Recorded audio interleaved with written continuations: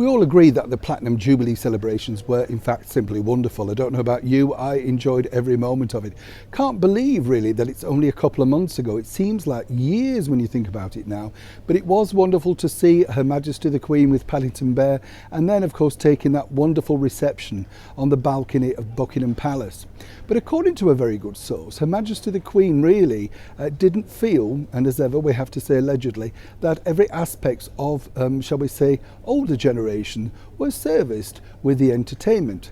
Now we saw this, didn't we, because Sir Cliff Richard, one of our perennial pop stars at 81 and who truly has had a fantastic career when you think about it, you know, hits in every single decade. Why wasn't he included on the concert, the Platinum Jubilee concert? It did seem odd. We had an American leading the way in the superstar that was Diana Ross. Very nice, I thought she gave a wonderful performance, looked brilliant, but more importantly, it's about celebrating the monarchy, British, isn't it? You know, that's what it's truly about.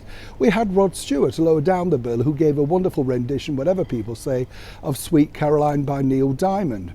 But what about the British stars? Well, according to a very good source, Her Majesty felt that, you know, some of the, shall we say, older people should have been represented. And when you think about it, there's still many of them about. Let's not forget the brilliant rock and roll star Tommy Steele, the equally wonderful Marty Wilde, and the aforementioned Sir Cliff Richard. So now, could all that be rectified at this year's Royal Variety Performance?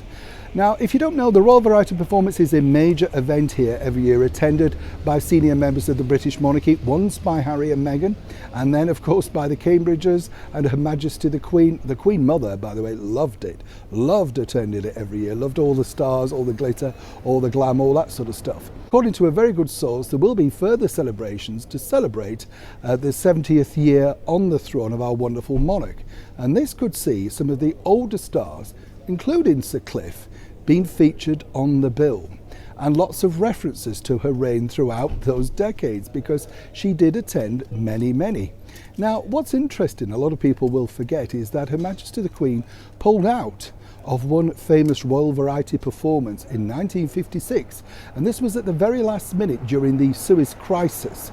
Everybody felt that it wouldn't be appropriate for the show to carry on. Now, the superstar pianist and flamboyant entertainer Liberace apparently was beside himself. He'd flown all the way over from America to entertain our wonderful monarch and couldn't believe that he wouldn't get the opportunity.